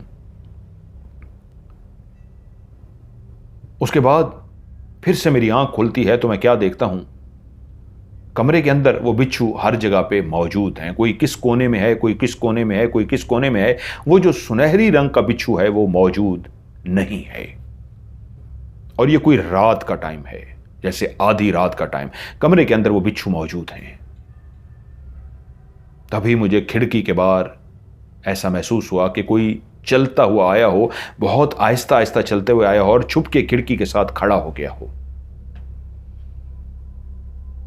जो भी खिड़की के पास खड़ा हुआ था, मैंने देखा उसने इधर उधर देखा और फिर खिड़की के अंदर से जब उसने झांक के देखा तो मैं चौंक गया। ये कोई और नहीं, वही पारो थी। वही पारो जिसको ख्वाब के अंदर मैंने देखा था, जिसके साथ उड़ता हुआ मैं वहां पे गया था, जिसने वापसी पे गेंदे का फूल मुझे दिया था। वो पारो खिड़की के बाहर खड़ी मुझे देखकर मुस्कुरा रही थी और कह रही थी, बस एक रात और रह गई है, कोई कितना भी तुझे बचा ले नहीं बचा सकता। पारो अपनी जान दे देगी लेकिन तुझे लेके जाएगी, तू पारो का महबूब है। पारो सिर्फ और सिर्फ तेरी है। कोई नहीं रोक सकता पारो को। वो ऊंचा ऊंचा बोलना शुरू होगी, कोई नहीं रोक सकता पारो को। सुन लो, कान खोल के सुन लो। पारो अपनी सारी ताकत लगा देगी, पारो अपने सारे कबीले की ताकत लगा देगी, कोई पारो को नहीं रोक सकेगा। पारो इसे ले जाएगी। सिर्फ एक रात बाकी है, उसके बाद अमावस की रात और फिर पारो होगी और पारो का महबूब इरफान होगा। उसके बाद पारो ने अपने हाथ खिड़की पे रख दिए। अभी खिड़की के पीछे खड़ी थी। जैसे उसने अपने हाथ खिड़की पे रखे, उसके मुंह से एक जोरदार चीख निकली, जैसे उसे आग लगी हो, करंट लगा और पीछे हट गई और चीखती हुई वहां से गायब हो गई। उसके बाद मुझे ऐसे आवाज आई जैसे कमरे की छत के ऊपर कोई चल रहा हो और चलने वाले के पांव से छन छन छन छन की आवाज थी कि उसने पांव में पाजेब पहन रखी है और पाजेब पहने हुए कोई ऊपर चल रहा है। ये तो पाजेब की वही आवाज है जो पारो के पांव में थी। ये हो क्या रहा है? मुझे कुछ समझ ना आई। फिर मेरी आंख लग गई। फिर से जब मेरी आंख खुली तो मैं क्या देखता हूं, मां कमरे के दरवाजे को खटखटा रही है। इरफान बेटा, दरवाजा खोल। और पीछे से भाभी की एक ऐसी आवाज आई जैसे उन्होंने मां को एक तल्ख जुमला बोला हो, और तभी मां ने लौट के जवाब दिया, तू चुप कर वरना मैं तेरी जुबान खींच लूंगी। मेरी मां ये क्या कह रही है? मेरी मां जुबान खींच लेगी? मेरी मां तो कभी ऐसे अल्फाज का इस्तेमाल नहीं करती है। क्या हो रहा है? और मां मुझे कह रही है, और तूने अंदर से दरवाजा क्यों बंद कर रखा है? दरवाजा तो खोल, कब से खटखा खटखा के थक गई हूं। मेरी मां का लहजा मेरे साथ भी इतना तल्ख। मेरी मां तो कभी मुझसे तल्ख नहीं बोली थी। मैं उठा, मैंने दरवाजा खोल दिया। मां का चेहरा गुस्से में कि कब से खटका रही हूं, क्यों दरवाजा बंद कर रखा है? तुझे दवाई भी देनी थी, ये ले दवाई ले। मां गुस्से से बाहर चली गई। मुझे कुछ समझ ना आई, ये क्या हो रहा है? मैं कहां जाऊं, किसके पास जाऊं? कोई ख्वाब देख रहा हूं, किसी जादुई मंजर में फंस गया हूं, हो क्या रहा है? कोई चीज समझ ना आए। रात हो गई। मैंने खाना वगैरह मां जिस तरह दे गई थी मैंने खा लिया। रात हो गई और मुझे ये याद था आज आखिरी रात है, कल अमावस की रात होगी और कल वो मुझे ले जाएगी। अगर ख्वाब नहीं है तो वो हकीकत है, तो वो फिर कल ले जाएगी। तभी रात होते ही जैसे ही पूरे घर के अंदर खामोशी छा गई तो मैंने देखा बाहर मेरे सहन के अंदर एक रोशनी सी फैल गई है। ऐसी रोशनी जैसे दिन को फैलती है। बाहर दिन निकल आया हो, लेकिन अभी भी मुझे पता था रात है, रोशनी दिन की तरह है। और तभी मैंने देखा वो पूरी रोशनी जो बाहर फैल गई थी, दिन की रोशनी बन गई थी, उसी रोशनी में से एक बुजुर्ग हस्ती चलती हुई मेरे कमरे के बंद दरवाजे के आर पार दाखिल हो गई। बिल्कुल ये वही नेक बुजुर्ग हस्ती थी जिनको मैंने उस वक्त देखा था, वो जब वो चुड़ैल पहली दफा मुझे अपने साथ लेके जाने के लिए जिद कर रही थी और खौफ से मारे मेरी बुरी हालत थी, मैं भाग भी नहीं सकता था, चल भी नहीं सकता था। उसी लम्हे उसका रूप बदल गया था। वो एक खूबसूरत लड़की से इंतहाई खौफनाक डाइन बन गई थी। तो उसी वक्त मुझे ये बुजुर्ग नजर आया था। ये बुजुर्ग हस्ती नजर आई थी लेकिन गायब हो गई थी। वही बुजुर्ग हस्ती कमरे के दरवाजे के अंदर से, बंद दरवाजे के अंदर दाखिल हो गए। मुझे आके सलाम किया। मैंने कहा वालेकुम अस्सलाम। बोले बेटा आज आखिरी रात है, कल अमावस की रात है, कभी कभी इंसान जब किसी पे एहसान करता है तो उसका बदला बहुत खौफनाक होता है। इस वक्त सब सो रहे हैं, गहरी नींद सो रहे हैं। जाओ और उस गेंदे के फूल को उठा कर लाओ जिसमें उसने अपनी सारी ताकत जमा कर दी है। और उसने अपनी सारी ताकत इसलिए जमा की है कि सब कुछ उसके हाथ में चला जाए। वो बहुत मक्कार है, वो बहुत चालाक है। जाओ इसी वक्त वो गेंदे का फूल ढूंढ कर लाओ। देर मत करो, ज्यादा टाइम नहीं है। अगर हमने देर कर दी तो उसका पूरा कबीला उसके साथ खड़ा हो गया है, उससे लड़ना मुश्किल हो जाएगा। लेकिन वो चाहे जो भी कर ले, वो इतना नहीं ताकतवर हुई कि खुदा के कामों में मुदाखलत कर सके। जाओ गेंदे का फूल ढूंढो। मैं उठा, दरवाज़ा खोला। अब भाई और भाभी सो रहे थे। उनके कमरे में कैसे जाता? मैंने तो आखिरी दफ़ा भाभी को अपने सर में लगाए हुए देखा था। तो मैं उनके कमरे के बाहर जाकर रुक गया तो मेरे कानों में आवाज़ आई, जाओ बेटा, मैं जानता हूं तुम एक नेक इंसान हो, तुम बगैर इजाज़त कभी किसी कमरे में नहीं गए, लेकिन इस वक्त मजबूरी है और वो सो रहे हैं। तुम अंदर दाखिल हो सकते हो, दरवाज़ा तुम्हारे लिए खोल दिया गया है। जाओ गेंदे का फूल ढूंढो और जल्दी से वापस आ जाओ। मैंने दरवाजे को हाथ लगाया, दरवाज़ा खुल गया। मैंने दरवाज़ा खोला, अंदर गया। शर्मिंदा था उनके कमरे में इस तरह बगैर इजाज़त गए हुए। वो दोनों गहरी नींद सो रहे थे। मैंने जल्दी से गेंदे का फूल ढूंढा, एक जगह पे पड़ा हुआ मुझे नज़र आ गया। मैंने उठाया और दरवाज़ा बंद किया तो अंदर से मुझे आवाज़ आई जैसे किसी ने कुंडी लगा दी हो। मेरा भाई और भाभी सो रहे थे लेकिन फिर भी अंदर से किसी ने कुंडी लगा दी थी। जिसने शायद खोली थी उसी ने लगा दी थी। मैं गेंदे का फूल उठाए हुए जैसे ही कमरे में दाखिल हुआ तो बुजुर्ग हस्ती वहां पे खड़े थे। वो फूल जैसे ही मैंने उनके हाथ में दिया तो बाहर एक चीखने की आवाज आई। मैंने मुड़ के पीछे देखा तो घर के सहन के अंदर पारो खड़ी थी, लेकिन खूबसूरत लड़की के रूप में नहीं, उसी भयानक डाइन के रूप में। फूल पकड़े वो बुजुर्ग बाहर चले गए और उससे बोले, तुझे कहा था ना खुदा के कामों में मुदाखलत मत कर। मैं चाहता तो तुझे उसी वक्त भी जला सकता था, लेकिन तूने बहुत लंबी गेम खेली। तूने इस गेंदे के फूल में अपनी ताकत डालकर इस घर को तबाही के दहाने पर डालने की कोशिश की।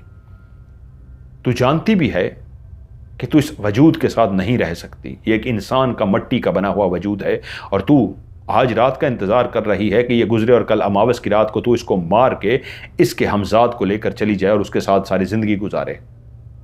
खुदा ने मेरे जैसे कई लोगों की ड्यूटियां लगा रखी हैं। ये एक नेक इंसान है और आगे इसने बहुत सारे काम करने हैं। अभी तेरा वक्त आ गया है, तुझे जाना होगा। और उसी वक्त कुछ पढ़ना शुरू हो गया। उसकी चीखें बुलंद होना शुरू हो गई और वो जोर जोर से माफिया मांगनी शुरू हो गई, मुझे जाने दे, मैं फिर दोबारा कभी नहीं आऊंगी, मुझे माफ कर दें।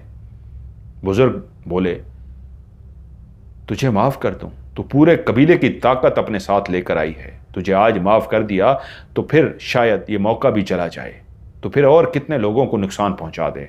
नहीं, तुझे और माफ नहीं किया जा सकता। उसी लम्हे बुजुर्ग ने पढ़ते हुए वो गेंदे के फूल के ऊपर फूंके मारी और गेंदे का फूल उठा के जोर से उसी के ऊपर फेंका। और उसी वक्त वो तेजी से हटना चाहती थी कि वो गेंदे का फूल उसको टच ना हो सके, लेकिन जैसे ही बुजुर्ग ने वो गेंदे का फूल फेंका वो इतनी तेजी से उड़ता हुआ गया और उसको जाकर लगा कि गेंदे का फूल लगते ही उसके वजूद को आग लग गई।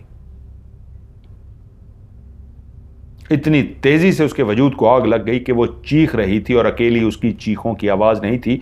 उस सहन के अंदर से मुझे और भी कई वजूद नजर आए जो आग की लपेट में थे। वो काले स्याह वजूद थे जिनके कद 8-8 फुट के थे। उनका चेहरा, आंखें कुछ नहीं थी, काले साए के बने हुए थे और उनको आग लगी हुई थी।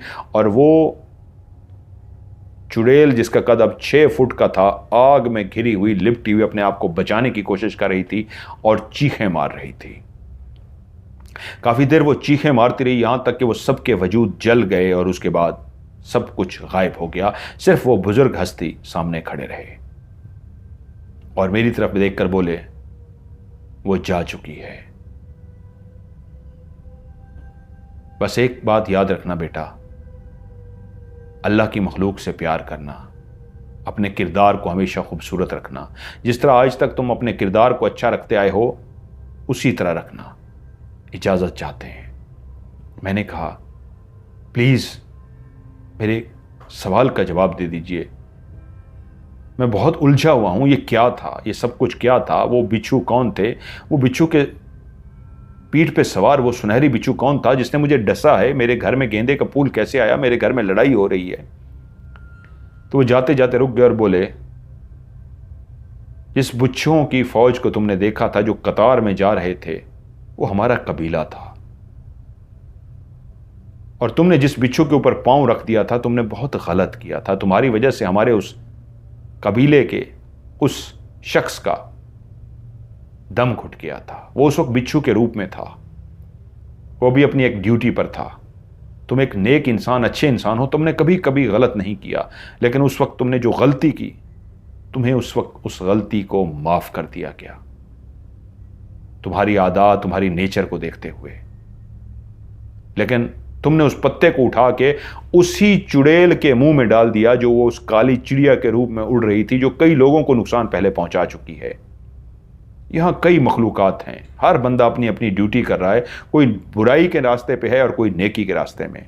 तुमने उसी आधे बचे हुए पत्ते को जब उसके मुंह में डाला तो तुमने उसको जिंदगी दे दी। जो मर रही थी, तड़प रही थी, तुमने उसे नई जिंदगी दे दी, और फिर से तुम्हारी आंखों के सामने वो चुड़ैल चिड़िया बनकर उड़ गई। लेकिन वो चिड़िया नहीं, असल में चुड़ैल थी जिसने रूप धारा हुआ था, और जब उसने तुम्हें देखा तो वो तुम पे फिदा हो गई।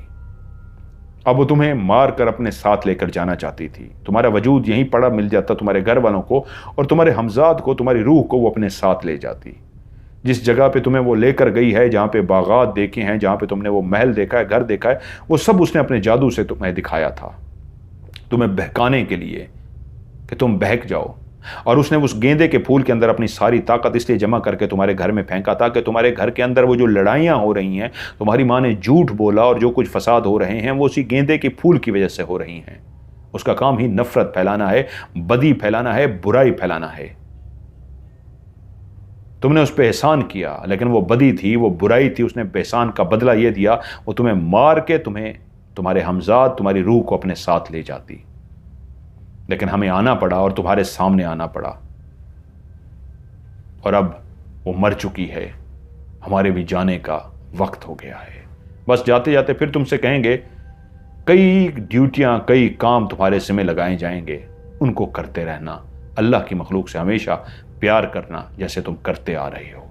उसके बाद मैंने देखा मेरी आंखों के सामने उसी तरह 9-10 काले बड़े बड़े बिच्छू आ गए, और वो नेक बुजुर्ग हस्ती जो मेरी आंखों के सामने खड़े थे, उसी वक्त एक छोटे होते होते होते जमीन पे एक सुनहरे बिच्छू का रूप उन्होंने इख्तियार कर लिया। वो नहीं, इंसान से वो एक सुनहरे बिच्छू बन गए और सीधा एक बिच्छू की कमर पे सवार हो गए, और वो बिच्छू कतार बना के वहां से घर के बाहर चले गए। और जब मैं सुबह उठा तो सब कुछ नॉर्मल था। मेरी माँ की मोहब्बत, मेरी भाभी की मोहब्बत पहले की तरह थी। उनके अंदर वो जो लड़ाई हुई थी उनको याद तक भी नहीं था। सब कुछ पहले की तरह था, सिर्फ मैं बदल चुका था। और उसके बाद जिंदगी ऐसे बदली, और जिंदगी में क्या क्या कुछ हुआ वो तो अल्लाह बेहतर जानता है। अब तो बूढ़े हो गए, इस दुनिया से जाने का वक्त आ गया, लेकिन ये राज सिर्फ दिल में ही था, कोई नहीं जानता था। तुमने टॉपिक ऐसा छेड़ा कि मैं उसी राज को आज पता नहीं कैसे मेरे दिमाग में वही चुड़ैल, वो बिच्छू याद आए थे कि तुमने आगे से पूछ लिया क्या कभी आपने जिन देखे हैं, तो फिर रहा ना गया, उस राज को तुम्हारे आगे निकाल दिया। और उसके बाद काफ़ी अरसा मेरा उनके साथ मिलना रहा, बहुत कुछ मैंने उनसे सीखा, लेकिन वो फिर अल्लाह को प्यारे हो गए। तो कहते हैं ये कहानी मैंने किसी और को भी सुनाई और आज आपको भेज रहा हूं ताकि आप ये कहानी जो है अपने हॉरर स्टोरी में सुना सकें। लोग बताएंगे उनको कहानी कैसे लगी। तो जाने से पहले मैं भी जिस तरह आपसे रिक्वेस्ट करता हूं, वीडियो को लाइक कीजिएगा, दोस्तों के साथ शेयर कीजिएगा और अपनी राय का इजहार नीचे ज़रूर कीजिएगा।